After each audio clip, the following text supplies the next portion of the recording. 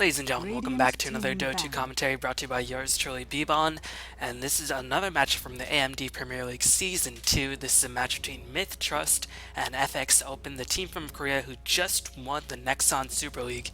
And you have not seen the news, apparently Dota 2 might be the next big thing in Korea. Apparently a lot of people are getting disillusioned with League of Legends due to some of Riot's changes, so a lot of people are jumping upon the Dota 2 bandwagon in Korea. You know, Mith-Trust is a team that has been around for quite a long time. This roster has remained relatively constant for the most part, at least for the past 2 years. And they've always been a reasonably strong team. They haven't really beaten any of the Giants, but they can definitely give them a run for their money. So we're going to have to see how they perform. They are a team from Thailand. Meanwhile, FXOpen have two North American players from in the form of March as well as Febby, but right now they are playing Korea. They just won the Nexon Super League, and we'll have to see how they play this time, because AMD Premier League definitely a nice team, or a nice league for a lot of the Eastern teams to get involved with, not just the top tier teams like IG, DK, but a lot of the second tier teams that can still hopefully make some sort of gain from playing Dota. 10 seconds so thus far, interesting bans. Mith-Trust banning out the Visage, FXOpen banning out the Weaver. I'm not too sure what the Weaver ban is all about. Maybe FXOpen just really don't like playing against the Weaver. Maybe they don't really want to pick up a hero that counters Weaver, whether it be something like a Night Stalker or a Bloodseeker or anything like that. I'm not too sure what I think about this Weaver choice of the first ban, but now Mith-Trust have to make a decision. And keep in mind, FXOpen do have two North Americans on their team, even though, of course, they are of Korean descent, so they are going to get rid of the Barretter, but we might see FXOpen actually pick up the Wisp for themselves, although usually even Eastern teams with Americans still don't like to play Wisp in such a high priority. So we're going to see what FXOpen decide to do right here. I'm inclined to believe that it will be a Wisp, and I don't know how Mith-Trust will deal with it at its current state. They will have to pick up some magically immune heroes, but no, FXOpen going to open up with a Nyx Assassin. So apparently the trend, even if they have some North American players on their team, they still don't respect the Wisp, and we're going to have to see if that comes back to bite them in the butt a little bit, as Mith-Trust is going to take a bit of time. We'll see if they decide to go for Wisp themselves, but right now FXOpen picked up a very sort of reliable support who can do a lot of damage in team fights, can set up ganks, and can still have an overall strong impact on the game, despite having very little farm. And there is always the possibility that Nyx Assassin could potentially go mid, so Nyx definitely a very versatile mid, or definitely a very versatile opening choice, but Mith-Trust is going to pick up a very strong option in the Lightstealer, and we'll have to see what they follow up with. Usually Shadow Demon is in high priority, especially in the Southeast Asian scene, but Mith-Trust is going to get themselves a Rubik instead, so now they have access into stealing Impale, could steal Spike Carapace, and of course that does restrict FXOpen's picks by a bit. They can't go for anything like an Enigma, and it's going to be difficult to pick up a hero like Bane, who does do very well against the Lifestealer, just because Rubik will always be able to steal Fiend's Grip. So FXOpen going to take a bit of time. We're going to have to see what they decide to go for. I'm inclined to believe that this Nyx Assassin will be played as support, and FXOpen going to secure the support backline immediately with the Shadow Demon as well as the Nyx pick. So look for Mith-Trust to ban out strong mid heroes perhaps, as well as strong offlane heroes. The thing about picking up your supports in such an early phase is that you can get rid of a lot of heroes that synergize very well, but the good thing about FXOpen supports is that their supports are very versatile. If they, for example, picked up a Keeper of the Light, if it wasn't banned out, then Mith-Trust would probably have likely banned out something like a Phantom Lancer or other defensive heroes by nature that does do pair well Keeper Light. But FXOpen, they have some pretty versatile support. Shadow Demon probably the most versatile support in the game, and you really don't know what to expect, what the other options for FXOpen will currently be. So it might be a trick for Mith-Trust to actually ban out, but usually the safest route is just to ban out mid heroes. And we're going to have to see what Mith-Trust decide to do. They're going to get rid of the Crystal Maiden FXOpen are, so they want to limit the offensive power of Lifesteal Rubik Crystal Maiden. Crystal Maiden definitely one of the most powerful offensive supports in the early stages of the game. But so far, it's difficult to say who has the advantage. FXOpen have some very versatile heroes. They don't necessarily need that much farm, so they will have a lot of farm being distributed to their other three heroes. It's a bit unsure how they'll lane it currently. FXOpen could potentially go on the offensive. Nyx Assassin, not the best aggressive hero in the Trilan situation, but he does reasonably well. Shaotian is one of the better supports in a Trilan vs Trilan matchup. but it will be tricky engaging against likes of Lifestealer as well as Rubik. You know, Mith-Trust themselves could potentially go on the offensive. Lifestealer's open wounds nerf is not really felt as much with Rubik being in the picture, because of course you can just telekinesis somebody, lift them into place, and then pop the open wounds after the stun duration has worn off. But Mith-Trust is going to get rid of Gyrocopter as well as Templar Assassin, so they want to get rid of a mid lane presence. This could potentially mean that Mith-Trust are eyeing a Puck, because Templar Assassin does do pro against Puck. Interesting enough, no OD has been snatched up just yet. But if somebody had to pick up OD, I think it would be FXOpen, because I think Mith-Trust would have a little bit too much mid-game potential, or it'll be a little too reliant on the mid-game. And FXOpen, they do have some supports that can back up OD pretty well. So I'm not too sure if either team will have their eyes upon the OD in this game. I guess we're going to find out very shortly. But Mith-Trust got rid of the TA, they got rid of the Gyrocopter. So we'll have to see what they decide to go for right here. FXOpen responded with an Alchemist ban. An interesting decision, because Lifestealer is already in play. But Mith-Trust actually going to pick up the Skywrath Mage. An interesting option. I'm not too sure if I like it. Skywrath Mage pretty strong in the mid lane 1v1 matchup, but there's a Nyx Assassin on the other team, so you can get mana burn. Skywrath Mage, one of the easier mid heroes to gank because he's pretty immobile. Yes, he has higher than average base movement speed. Still, he can potentially be locked down, and I don't know, if the ganks come in for Skywrath Mage, he will have a very difficult time scaling into the late game. This could potentially be a support Skywrath, but I'm more inclined to believe that this is a mid lane Skywrath, because they did ban out the Templar Assassin, and Templar Assassin does do pretty well against likes of Skywrath, because, I mean, the refraction, nothing of Skywrath can drain through that refraction very easily, and Cyblades just will keep Skywrath Mage pushed out, so TA will have rune control for the majority of the time. So I'm inclined to believe that this will be a mid lane Skywrath Mage. Meanwhile, FXOpen can get themselves a Windrunner for their off lane choice. FXOpen opening with some very, very stable choices, nothing too risky here, as Winner definitely has fallen out of favor recently. I mean, there was a point for the past 2.5 years before this past year that Winner was literally seen in 90% of picks as well as bans in all scenes across the world, but now she has fallen out of favor in favor of other offlane heroes who can potentially rotate the jungle or get a bit more team fight going earlier on, like Tide Hunter or Beastmaster. But interesting that FXOpen actually decided to go for Winner. There's still a lot of strong offlane heroes left in the pool, whether it be Darkseer or even Clinks, as Mith-Trust is going to get themselves a Dragonite. So it might actually be a support Skywrath Mage supporting the Lifestealer, and Dragonite will likely go on the mid lane, but FXOpen immediately responded with the Shadow Fiend, a really, really strong choice, because right now Mith-Trust don't really have the lineup that can gank Shadow Fiend very effectively, and if Skywrath Mage does go mid, he should be able to beat Shadow Fiend, but Shadow Fiend should be able to handle Dragonite pretty solidly, and FXOpen definitely has the supports to protect Shadow Fiend for the most part, so I like FXOpen Shadow Fiend pick quite a bit here, and want to see if Mith-Trust can respond to this weird choice. Again, I'm not too sure how Mith-Trust will lane it. They could potentially go on the offensive, or they could go on the defensive. Well, I guess they can't really go on the defensive unless they put Skywrath as support, but Mith-Trust could theoretically put an aggressive trial and put Skywrath mid or top and put Dragonite mid or top as well. So it all depends on what role Skywrath Mage will play in this game, but I've got to imagine if Mith-Trust picked up the Skywrath Mage with the third pick, it wouldn't be a support Skywrath in the third pick, because I don't honestly see how that contributes to your team in any fashion.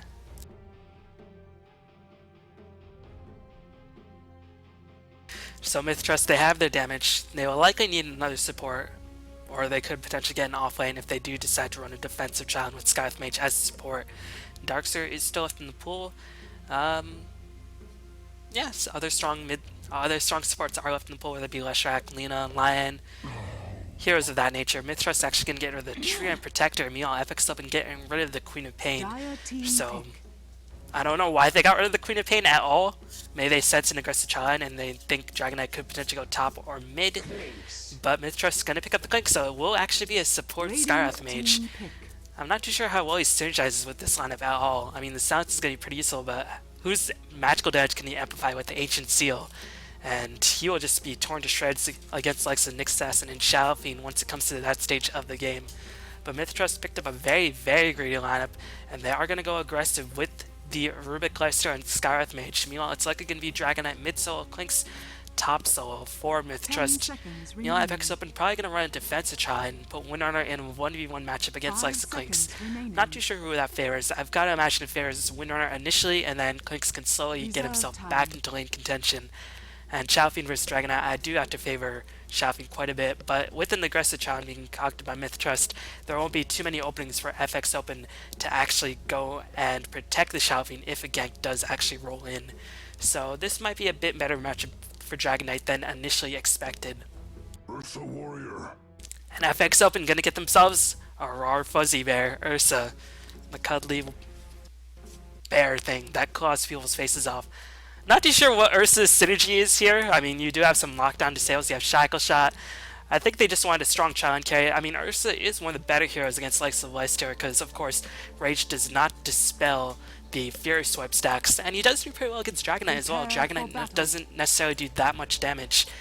He just relies on his tankiness to outlast the enemy team, but Ursa can just render tanks very, very weak, very, very quickly. So in retrospect, this Ursa pick is starting to make a lot more sense. But we're introducing the players in the teams. It's going to be Febby playing the Windrunner, Sagan is playing the Shadow Demon, or Sagan, or I don't know, Sagan.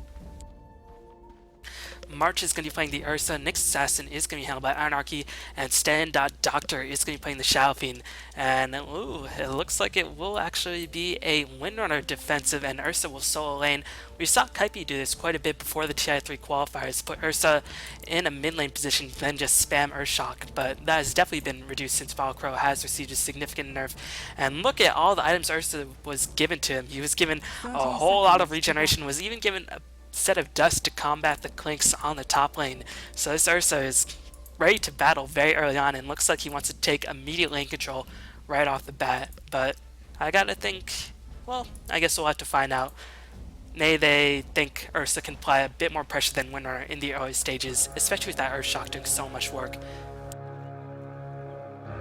Meanwhile, on the side of Mith-Trust, we are going to have TNK playing the Leicester, R5 is playing the Rubik, Abba is playing the Dragonite, SD is playing the Skywrath Mage, and looks like Lakelz is playing the Clinks. Lakelz is definitely one of the most respected Southeast Asian carry players, very stable, most known for heroes like Morphling, but it seems like he's going to be playing the Clinks in this game at the very least.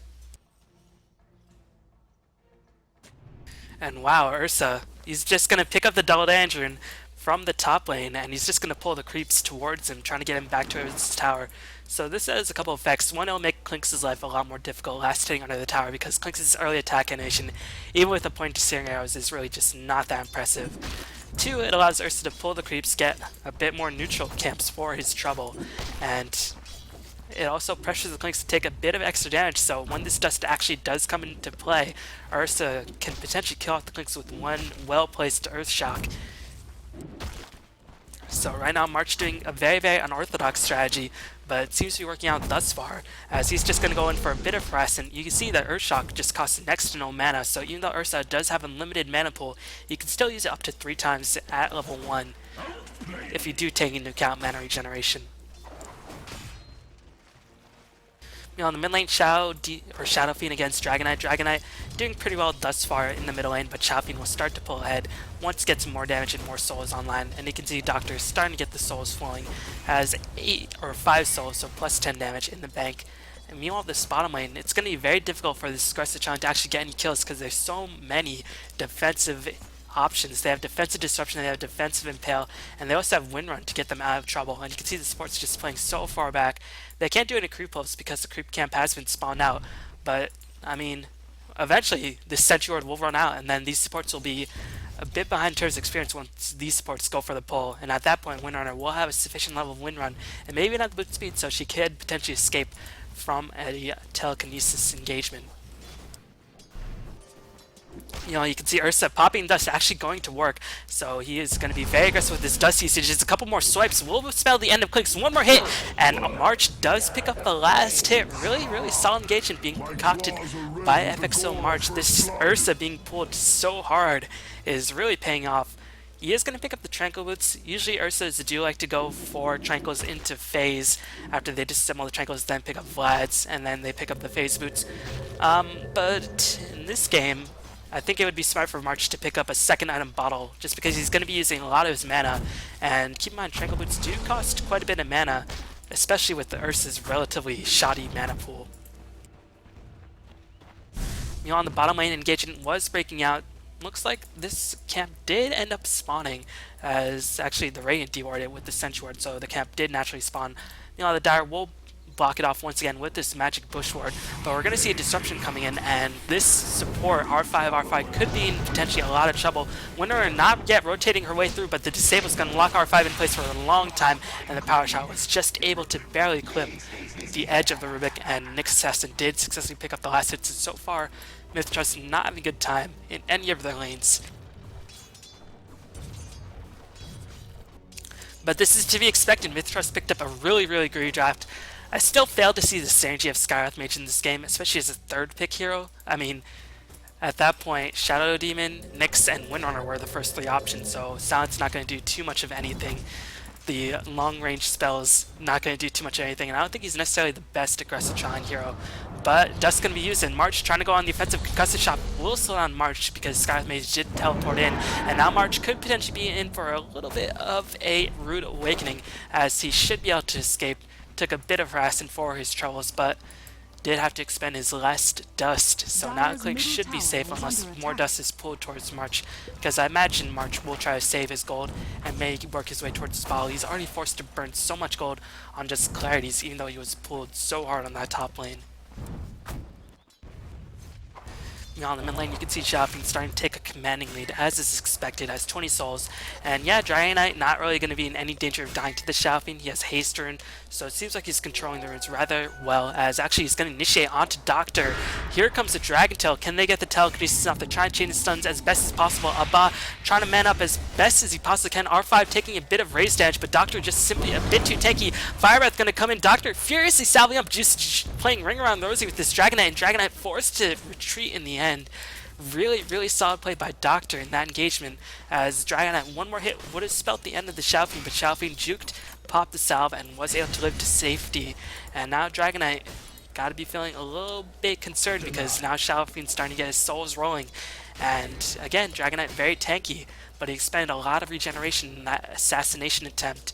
And now Xiaofeng will get his damage flowing, will get his Ball Crow going, and just really start taking control of this lane even more than he previously was doing.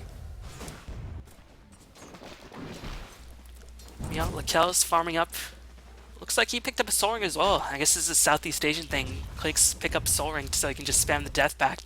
And yeah, Clinks is a bit mana dependent, especially if you have to spam Searing Arrows repeatedly. But March gonna be in for a rude awakening up on that top lane. R5 gonna be there in position. March gonna definitely die. The question is, can he get off any auto attack damage? Try to drop one last Earth Shock, but still a good rotation by Mith-Trust. But you can see their Trine was punished very heavily. Rubik level 3, Skywrath Mage, well, both the supports actually close to level 4. Meanwhile, the range supports, because of those pulls being blocked off, are actually pretty underleveled, so seems like Mith-Trust doing a bit better in the support department than I previously expected. But now Leicester are going to have a bit more trouble trying to find his farm, but at this point he could potentially rotate to the jungle and try to get his farm that way, and it seems like Leicester is going to actually do that. TNK will rotate himself towards that jungle after healing up to full HP. Doctor gonna go for the treads. Pretty standard build. Treads into either Shadow Blade or just BKB Rush is very standard. Shadow Demon picked up the Double Dangerine. Looks like he's saving up for some boots. The range just keeping the ward vision up, just keeping control of the runes and protecting the Ursa on the top lane. And you can see Ursa just forced to get so much extra regeneration, but now with the supports here, you might not have to spend so much gold in that factor, as now you will have a bit of an easier time just looking to set up kills. And you can see they're trying to look for Lifestealer in the jungle, but he is going to escape the notice for a moment, and Dragonite could potentially be in a bit of trouble. There is no ward for Mith-Trust spotting out the movement of the Radiant heroes, but Dragonite does know something's up. He doesn't see anybody on the map. You can see Dragonite just playing super hesitantly, but now it seems like he feels safe, but that was precisely the wrong instant to go in. March has to be careful, as he might get stunned, but no, the Assassin's stun was there in time, and Xiaofeng did pick up the last hit. So a good engagement being concocted. Meanwhile, Lakel is going to rotate himself through. I'm not too sure why he's just not farming up, as Clinks and Rubik definitely can't take on 4 heroes. But Clinks is here on the defense. He is going to reveal himself. So honestly, I'm not too sure what Lakel's doing. If I were him, I'd just keep farming up. But I guess he just wanted to sort of intimidate the other team, preventing them from pushing the tower. And if that was the reason, then he was successful, but he did waste a bit of time scurrying to and fro. And you can see his CS, I mean, 40 CS at 8 minutes is decent, especially since he did give up the first blood. Still, every moment with the Clinks is definitely precious, especially against the strong mid-game prowess of Ursa as well as Shadow Fiend. And you can see FXOpen definitely focusing on the mid-game, as Winner is getting a lot of farm. March starting to get his own farm rolling. He only has 23 last hits, but has participated in a couple of kills, and Ursa doesn't really need that many items to get going. He is sort of item dependent, unless he has the Aegis, then he remains very, very item independent for the most part. Because Ursa, he's always in your face, and when you're in somebody's face, they are going to focus you down. And even though he does have respectable strength growth, he will take a lot of damage. But if he does pick up the Aegis, he won't really need that extra survival. He could potentially go for more aggressive items like a Blink Dagger, if that is his preferred choice. But right now, he has to farm up, get the Vlads online, and we'll see if he actually goes for the Vlads. Sometimes Ursa teams let their supports pick up the Vlads, but I've got to imagine that March will make the Vlads himself since he did get Tranquil Boots, and I've got to imagine he wants to get the phase online, because if Ursa is slowed down engagement because of his shoddy Tranquil Boots breaking, then he is just going to have a very difficult time fighting an impact. So he is going to get the phase, but it's going to disassemble the Tranquils, and then likely make the Vlads from the disassembled components of the Tranquil Boots.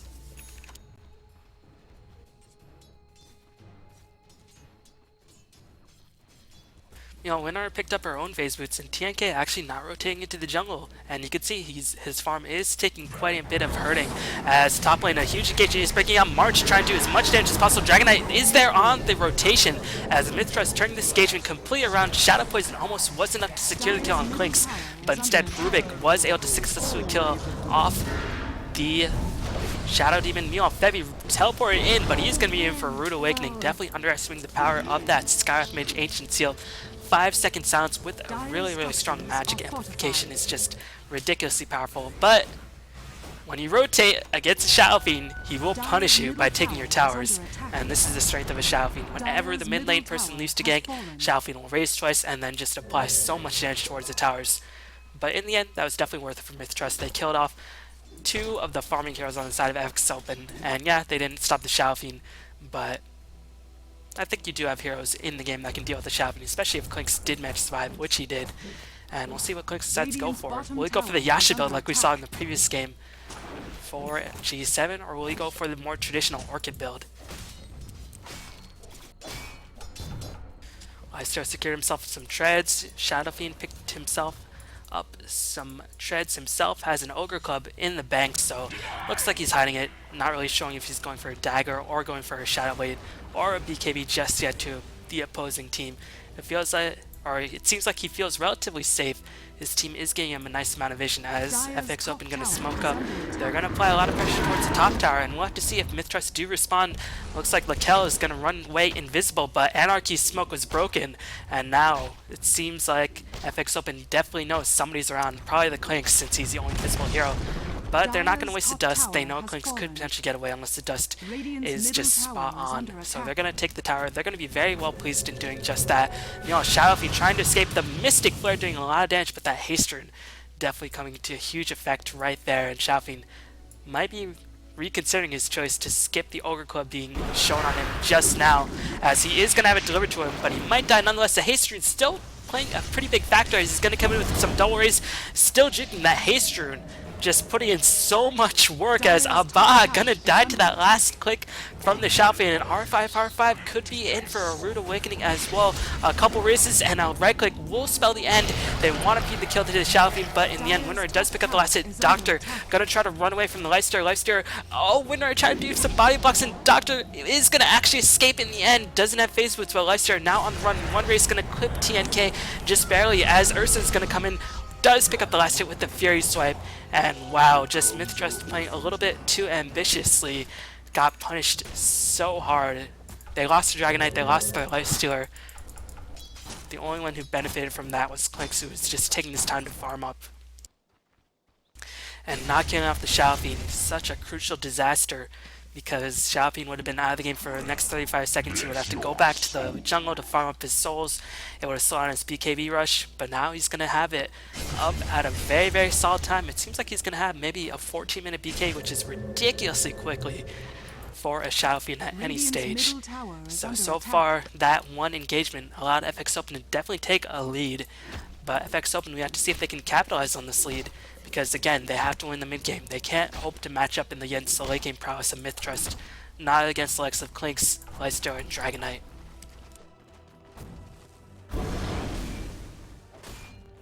You can see FXOpen trying to just keep an eye all across the map, just trying to figure out where Mith-Trust is. Clinks is in the jungle, Dragonite's in the jungle, and these wards spying them out all the while. Seems like there is engagement breaking out on the bottom lane. Anarchy gonna definitely die here as TNK, Nyx Assassin and Lystar, they've got to be mortal enemies. Well, maybe not Lystar, or Nyx Assassin and Lystar, because he just rages up and breaks that spike carapace super easily. But Nyx Assassin definitely lives in fear of that Lystar, as Ursa does not secure himself with Vlads. They did kill out the middle tower, so they could potentially smoke in for Rosh, but it's still going to be risky nonetheless, as Clink's running around invisible, waiting for the supports to reinforce, as here comes a concussive shot, does hit the Xiaoping, but a crucial telekinesis is going to disable the Xiaoping ultimate for the moment. Doctor trying to scurry on out of there. He is so close to picking up his BKB. If he dies right here, that will be a huge loss, as Lystar trying to get in range, does get the open moves off. Doctor is going to perish, and he just lost around 300 gold, but TNK gonna find himself shackled, shotted. March trying to come in, but only with the Vlads in face, but he's not that tanky, and invest onto the Dragonite, trying to do as much damage as possible. Looks like the Arcane Seal will wear off, as Vebi gonna latch the Dragonite in place with the Shackle Shot, but you can see without the Shadow Fiend, and with the Ursa being in so low HP, there's literally no damage coming in from FXOpen. They're gonna pop the Disruption. Right now, FXOpen on full retreat. One more critical last year from the Clinks actually was enough to secure the kill, and Vebi gonna have to be very careful. Luckily, Skywrath Mage does not have enough mana to pop the seal, but now he does. But it seems like Mith-Trust gonna back off for the moment, and Ursa gonna get himself right back into the fight. Gonna spot the Dragonite, is gonna run away, does not want to be stunned by the Dragon Tail. Dragonite gonna teleport from underneath the nose of Ursa, and Winter was not in position to get the Shadow Shot, so a really aggressive dive by Mith-Trust allowed them to take control of that gank, and just really, really overpowered FXOpen in that small engagement. They focused on the high priority DPS targets, and after Ursa and Xiaoping were driven away, Xiaoping dying, Ursa being driven away at very low HP, there's honestly nothing that FXOpen could do outside of throw some disables the way of Mith-Trust. And those disables, I mean, yeah, they lock you in place, but where's the follow-up damage going to come from? And it just simply was not there for FXOpen whatsoever.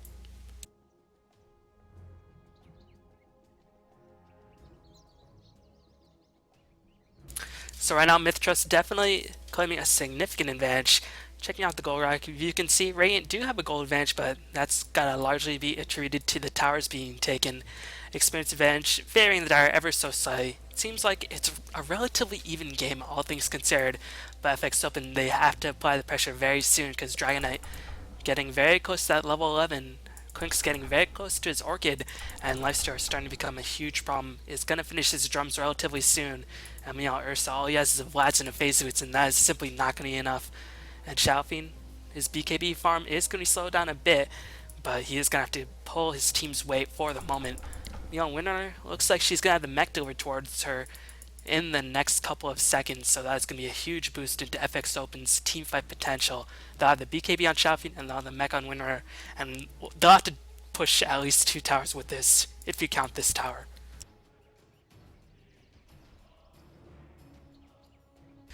But you can see, with this being such an aggressive game, everybody's farm is hurting. Xiaoping, definitely one of the best farmers in the game, is almost at 100 CS despite dying once, is still on top of the leaderboards in terms of net worth and in terms of last hits. Meanwhile, Clink's gonna have his Orchid up relatively soon. Checking out the farm, Nyx Assassin, not even level 6, is smoked up in the middle lane because he doesn't have access into the Vendetta. And it seems like Mith-Trust is not too keen on defending the bottom tower. They're gonna give it up for free. Winner does actually pick up the last hit. Shout even, not even level 5, just pick up the level 5. So actually the support levels on side of FXOpen are very, very concerning for me, because they're a mid-game team. They need their supports to have quite a bit of experience on their side, and they're just going to rush in for Rosh. But this Mith-Trust ward going to fully reveal the positioning of FXOpen. They're going to try to do some pot shots. I can't imagine that FXOpen are going to commit to it. No, it looks like they are going to commit to it indeed. And we'll have to see if Mith-Trust are going to initiate. They don't have the best initiators, but here comes R5. He's going to find himself impaled, gets zapped into oblivion. Is now level 6. Ursa's going to charge forward. Will try a Fury Swipe a bot to death, and he will be able to do it successfully. Winner actually successfully takes the last hit. And Mith-Trust not coming with all of their heroes at the same time. They tried to encroach the Roshan pit from different angles, but FXOpen charged in as a cohesive unit, and they definitely took that fight to Mith-Trust, and that allowed them to get themselves right back into the game. Klink's gonna have his Orchid up, but Ursa now is able to play a lot more aggressively. He has the Aegis, so he can just play a lot more risky and can dive in without too much fear. You know, that fight and the Roshan being taken such a huge boost towards the range sports. You can see Nick Assassin almost level 7 now. Shadow Demon was finally able to pick up level 6 after just picking up level 5 in that mid lane. And those 2 kills limiting the Dragon Knight's presence, as well as killing out the Rubik. I mean, Rubik level 8, he was having a pretty strong go of it thus far. And his capacity will be diminished as this game goes on, especially once these teams start picking up BKBs. Shalfian already has his own BKB.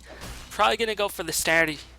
He could potentially go for Shallow Wade, but I've got to imagine carry Shalfian will probably go for the standard carry Shalfian build, which is just rush meta style and just try to push people as fast as possible.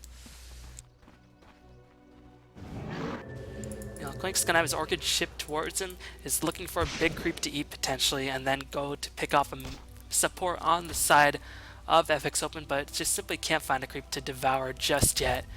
You know, Windrunner is likely going to go for the 4 staff, so it seems like FXOpen just playing super conservatively, not going for any huge risks, but they're going to have to take some risks relatively soon. Ursa going to go for the BKB, as Klinks might look to open up on a target, but the ward did spot out everybody inside of FXOpen, and Klinks just going to have to back off.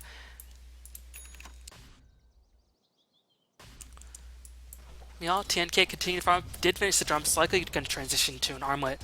But the annoying thing about Mith-Trust lineup, yeah, they have a lot of the game, but where's the anti-push going to come from? Where's the push going to come from? I mean, Klinks is pretty much your best pusher, as Klinks will pick up the mid tower successfully. So that is definitely very, very nicely done for Mith-Trust. They're going to get a much needed tower gold, but they're going to trade a tier 2 tower in exchange. And this is definitely not a trade that favors them in the long run. And FXOpen, they did not expend too much of anything. They didn't pop a mech, they didn't use a BKB, they're just going to keep pushing in. They have the Aegis, they have the 10-second BKB on the Shalfian. What do they have to worry about? Nothing. They're going to force the Glyph, and it seems like FXOpen going to commit to the siege. For the moment, the Glyph is now down. The Siege Wagon starting to do a bit of damage, but Lifestealer is going to come in. Dragon Knight initiates with Dragon Tail. Defensive Disruption going to prolong the life of Anarchy for the moment. Shalfian pops Regeneration and trying to go on the offensive. Mystic Flare not doing anything to Shalfian. TNK going to be turned to a chicken as Ursa will lose his Aegis. Anarchy just getting some clutch stunts off, trying to kill off R5 will be the first one to perish. He will be respawning in 30 seconds. Meanwhile, TNK just caught behind enemy backlines, will be killed off without too much of a problem. Meanwhile, Doctor still at full HP and full mana, did use BKB, but you can see Mith-Trust already spent a lot of resources trying to get the successful engagement going off, and Mith-Trust probably going to lose their tier 3. Can they defend the barracks? That's the real question. A boss dragon form is going to be wearing down relatively soon, and FXOpen got to back off right now. Kel's going in on the offensive, trying to pick off the Nick Assassin, but will die. A beautiful shackle shot by Febby holds the Dragon Knight as well as Klink's in place. Dragon Knight going to be the next one to topple, as he's going to buy that Klink spot back as well, and this should be the immediate retreat by FXOpen. They've got to be feeling pretty good about how that engagement went, as they only lost 1 hero. Mith-Trust lost a multitude of their heroes, lost 4 heroes, forced 2 buybacks as well, and all they had to do was sacrifice an Aegis, Ursa, as well as a Nyx Assassin, and they got tier 3 4 kills and 2 buybacks. They've definitely got to be feeling pretty good about how this game is going.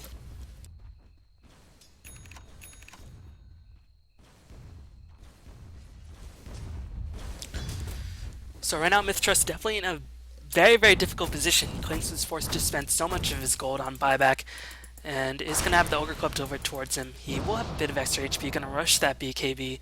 I mean, FXOpen, the only thing that goes through BKB is the Demonic Purge. Mith-Trust don't have anything that goes through BKB outside of right-click damage. So BKB going to be the name of the game for both teams, as Mith-Trust going to siege the bottom tower. They definitely need the gold. Dragonite going to not pick up level 2 Dragon Form.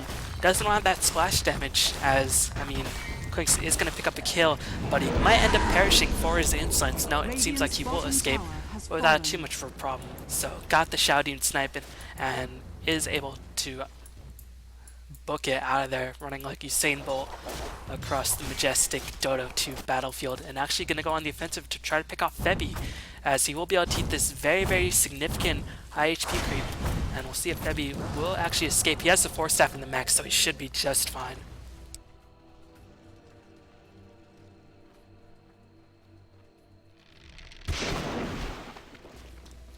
Well, question is, will Clinks initiate? I mean, he's probably just going to look to drive Febby away and try to stop him from stealing farm, but now Febby knows something's up and is just going to back away. He saw that the creep camp was killed off, and the only one who could have done it was Clinks, since he power shot to get vision of this creep camp here, so he knows Clinks is probably the likely candidate who is stealing these neutrals.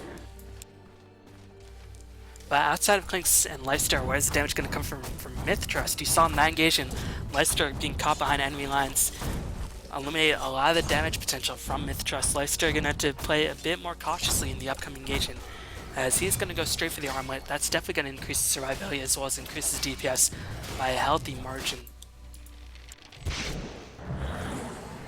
Meanwhile, Shopin did go for the Asha. Looks like he's going for a very standard build, as here comes a Vendetta gank. Ba trying to get on out of there, will be able to escape without too many repercussions. Meanwhile, Winner continue to farm, gonna go for the Hex.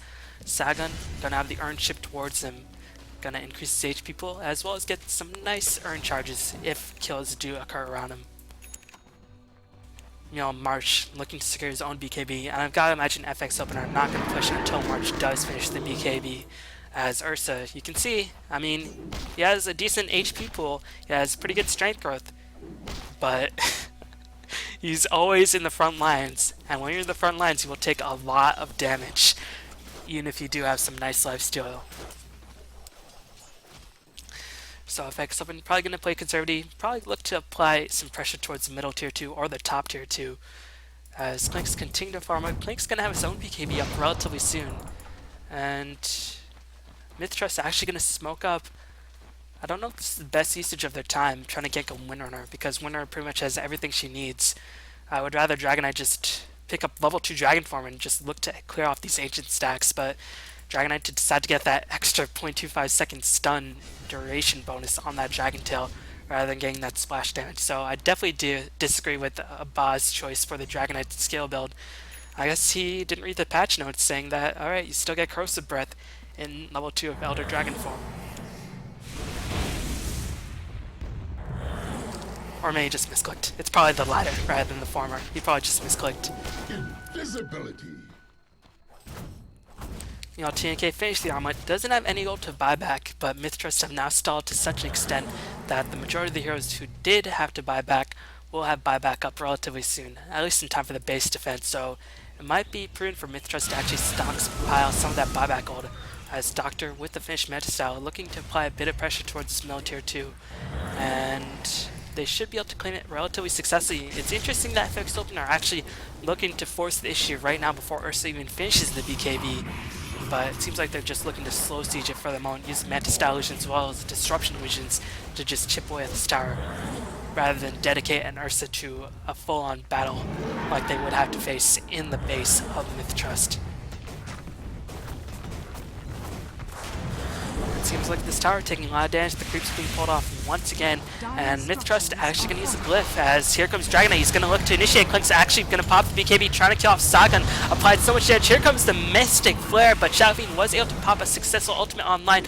March looking to escape on out there. Meanwhile, Xiaofeng just continued to go to work, but his BKB is now expired, and Abbas still have full HP as well as full mana. That Dragon Tail coming in very, very, very strong here, as Febby might be the next one to perish.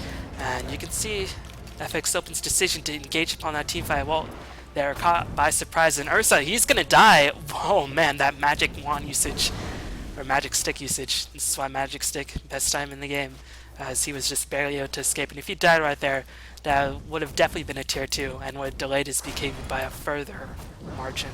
So good defense on Mith-Trust. You saw FXOpen, they were unsure of whether they should commit to the tier 2 tower. They saw the tier 2 tower was definitely in the realm of claimability with a couple more Manta-style attacks and some disruption images, but Mith-Trust chose the opportunity to initiate with the Dragon Tail, and that increased range, and the durability of Dragonite just means he can charge in with impunity, and there's really not too much FXOpen can do about it. And now Dragonite will have his BKB online relatively soon, so it's looking very, very dicey for FXOpen. They really need to get this BKB online for March and get this next rush, otherwise it's looking very, very grim. Lakel's just ran havoc on the enemy team's backline. As disruption can be used on Ba, he doesn't have the dragon form up just yet, but he has a haste rune. And FXOpen gonna retreat for now. Roshan has respawned, and Dragonite's ultimate is not yet up. It should be up before the Roshan engagement has fully sort of evolved. You know, let's see what Shafin decides to go for. I've got to imagine Butterfly, just straight up Butterfly, is going to be the best option before Clinks gets an MKB. But Clinks double damage rune has the Leicester invested in him, and he's looking to cause a lot of problems for the Radiant. And the Radiant, do they have any detection? They have some sentry wards. No dust. Dust is such a useful item against Clinks, especially with the slow effect being applied. But Clinks, if he might run by a sentry ward, as here comes Clinks on the backline. They're going to immediately get rid of Shadow Fiend or Shadow Demon before he can pop the disruption. Meanwhile, Clinks going to try to duke it out against Ursa. Never really a good proposition. Meanwhile, Doctor giving a lot of shot. Doctor definitely going to fall. No, he's able to skirt out of the engagement for the moment. Dragonite trying to kill him off. Will be able to kill him off with one more auto attack. But Ursa was able to slay the Clinks in exchange. Meanwhile, Leicester going on the backlines, trying to kill off the Nyx Assassin, but here comes March trying to protect his friend, as he should be able to get the successful protection off. No, Rage just simply lasts a little bit too long. A 3-for-1 engagement, but Leicester could potentially die. Not yet using his open wounds, instead just rely on his armor toggle, but open wounds applied a little bit too late, and March just going to work. Such a crucial engagement for both sides, but with that kill being picked up, ooh, I was going to say FXOpen could have potentially climbed out ahead, but because Ursa did not use the BKB, but he was forced to BKB in the end, otherwise he would have forfeited his life. So in the end, that did definitely favor Mith-Trust, just by a hair, because they lost 2 of their main farmers, but again, they had the late game advantage in my opinion. And Shadow Fiend gonna have to take some time to farm up, get his souls online, get his farm going, and again, I'm not too sure what he'll go for at this stage. Could potentially go for lifesteal as well. I've got to imagine getting lifesteal or going straight for Butterfly will not only help to increase his DPS, but also ensure that he survives for a couple of seconds longer. And every second the Shadow Fiend survives is just so useful for your team, because he just does an incredible amount of DPS. You know, Dragonite has his own 10-second BKB. FXOpen, are they really going to go for Rush? BKB is not yet up on the Ursa. And meanwhile, TNK or Lakel is going to spot out this Shadow Fiend, as he will be able to manta away the Orchid debuff. But you can see this Clinks becoming a huge pain in the ass for the likes of FXOpen. The only thing that's going well for FXOpen on the Clinks front is that they have been able to kill the Clinks quite a number of times recently, so his farm has been slowed significantly as a result. Still, he is 9-3-3, and checking out the net worth, it looks like both teams are definitely afraid to make the first move, as the Rain going to use a smoke. Not Vision was scouting out that smoke by the Dire. Rain still have a nice goal advantage from the towers that they claimed, but the experience advantage is in favor of the Dire, so it's still relatively even. Might be fading the Radiant ever so slightly, but again, the longer this game drags out, the better shape the Dire will be in. But this Smoke to see coming at the worst possible time for the Dire. They're going to kill off Rubik, and Dragonite going to have to get the heck out of there. And this should be a free Roshan for the side of the Radiant, unless the Dire want to pursue the issue. I feel like Rubik should be in this next fight. And yeah, Mith-Trust gonna forego contesting this Roshan, instead trying to farm as much as possible. And Shadow Fiend actually claims the Aegis. I guess that's a good call, because Ursa has a 9-second BKB, he has a belt of strength, so he will be able to take up a bit more than the others would be able to. And Shadow Fiend is a majority of your DPS, especially once Ursa's overpower does wear off in a teamfight engagement. Meanwhile, next assassin getting an item delivered towards him, just some wards as well as the TP scroll. Windrunner still working his way towards that Hex, won't have it up anytime soon, but should have it up in the next 6 or 7 minutes.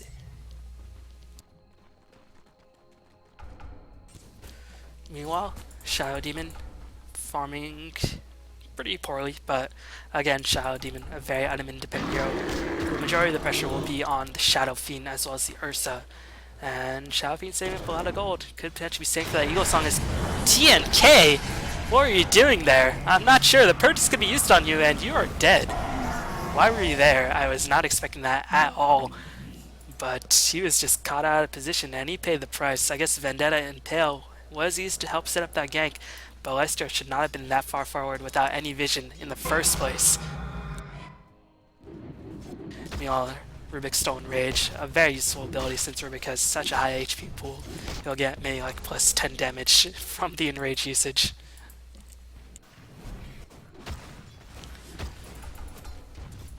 Meanwhile, Ba gonna pick up the play mail, gonna go for the AC. Clinks not buying anything just yet. Once I have that buyback, probably gonna pick up either a Chrysalis or the makings of an MKB, and probably will go for the MKB since Shadow Fiend did reveal the Eagle Song. And seems like Rain will claim this tier 2 relatively easily, so Alexia Death definitely coming back to bite the Dire in the ass by just a little bit. Meanwhile, this tier 2 top likely not going to remain standing for too much longer, especially if Shadow Fiend goes to work split pushing lanes. And I actually think the Rain do have enough damage to backthrow this tier 2 if they feel the need, but they probably won't just go in just yet. They are not feeling super desperate. But this is a very, very critical moment for FXOpen. They've really got to make great usage of this Aegis, trying to claim another tier 3 or at least one set of barracks. Again, I mean, they still have some very strong late game heroes, but I feel like the Dire just out-damage them, outlast them in the late game. But Winter getting very close to the Hex, and this fast Hex could help to turn the tides of the battle if this game does in fact go to the late game, since Nodi on side Mith-Trust will make the Hex. Skywrath Mage definitely won't have enough farm to pick up a Hex, and Dragonite Lifestealer Clinks not going to go for Hex themselves. As FXOpen maybe perhaps looking to surprise the side of Mith-Trust. Windrunner just windrunning out of there, and you can see FXOpen just staying in the jungle, trying to limit the farm of the Dire by any means necessary. Meanwhile, the Ursa is farming up top. They're looking to apply a bit of pressure towards this tier 2, and they're going to back up for the moment, as I think they are waiting for Windrunner to finish the Hex at this point. But Lakelz recognizes that Febby could potentially be in for a rude awakening, as he's going to take a bit of Orchid burst damage. Going to pop Mecha and actually going to go back on the offensive. Does get a beautiful shackle shot, but no follow-up DPS means that Clinks will be okay. But still, good Force Staff usage by Febby allowed him to preserve his life, and he will be able to pick up the Hex relatively soon. You know, the Aegis will expire in about 2.5 minutes, but that should give Windrunner more than enough time to finish the Hex and still have an Aegis push going for her team. Meanwhile, Mith-Trust, they had the low 16 up on the Dragonite, but it looks like he does just barely have buyback, but March gonna find the Dragonite. Dragon Tail gonna be used to initiate on March, and appropriately FXOpen or Mith-Trust gonna back off. And Clinks just farming the enemy team's jungle. But this gives the side of FXOpen a lot of information. They saw Dragonite use the Dragon Tail form, so they know they have at least 50 seconds to just go in unencumbered by that Dragonite ultimate. And they also know Dragonite's level 16, so he's going to have that Frosty Dragon online. And you can see FXOpen immediately starting to push. They don't have the Hexfish, but they know that Dragonite ultimate will not be online for the next couple of seconds, since it did probably just time out. They don't know when Dragonite used the Dragon Form ultimate, but they know by the time they get to base, it would have worn out, even if he did pop it at just that precise instant in the jungle. So every bit of information that you can get just helps you out by such a tremendous margin that you really can't discount it in any stage of the game.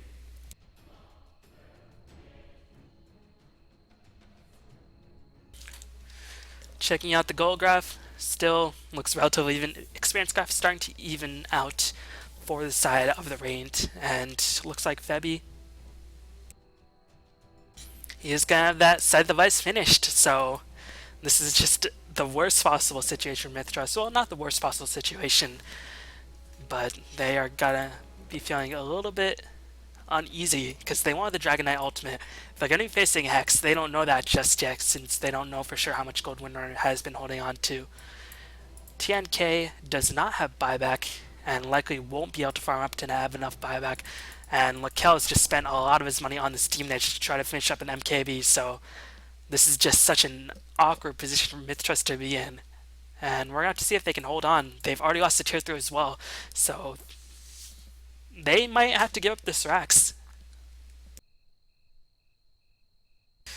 And this might be sort of a pussy way to look at it, but if I were them, I'd just give up the Srax. I don't have buyback on the Clinks, I don't have buyback on the Lifestealer, and Dragon Knight Ultimate is not online. Yeah, you can look to pot shots, but I wouldn't commit myself 100% towards this fight. And I don't think Mith-Trust should do that. Again, I do feel like they have a decent late game, though Hex does throw a little bit of an unexpected factor. Still, I don't think you want to risk too much of your gold in this defense, because if you lose it, you could potentially lose two sets of racks.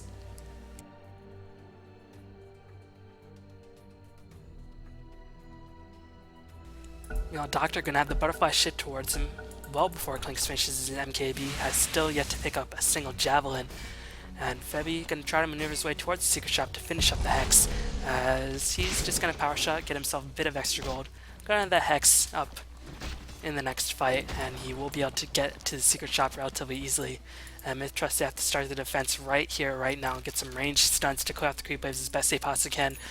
But Febby gonna finish the Hex, and now Mith-Trust they'll be pushing in with the Aegis online, and they're gonna be forced to push in within the next minute since the Aegis is gonna time out relatively soon. So with this next creep wave, look for FXOpen to dedicate themselves fully towards this fight, as Shaka gonna land on the Dragon Knight just barely. March gonna pop his enrage, gonna go to work. He did pop the BKB. TNK took way too much damage, gonna armor toggle his way to safety, but Windrunner does successfully kill off the Rubik. Dragon Knight's ultimate did actually come back online, but Doctor putting in the deeps, as Aegis gonna time out in 30 seconds, but he's still going to work. Ursa actually was enough to kill off the Clinks, as Abba gonna be the next one to fall. Skywrath Mage will find himself disrupted, gonna find himself soul catchered as well, and GG, well played call by Mith-Trust. Just a very, very bad time for Mith-Trust, as they just simply did not have what it took to defend themselves in that last push. I underestimated the cooldown on Dragon Knight Ultimate, but that still was not enough. They needed a buyback on Clicks, they needed a buyback on Lifestealer. I think Lifestealer just made a bit too many mistakes. But those shackle shots by Febby, something else. They definitely were really, really spectacular with art to behold. So hopefully you enjoy that game. Some really interesting picks by both teams, and we'll be going to Game 2 relatively soon. So thanks for watching. Please subscribe, like me on Facebook, follow me on Twitter, all that jazz, follow me on Twitch. But I'll see you with Game 2 relatively soon, so peace out, guys.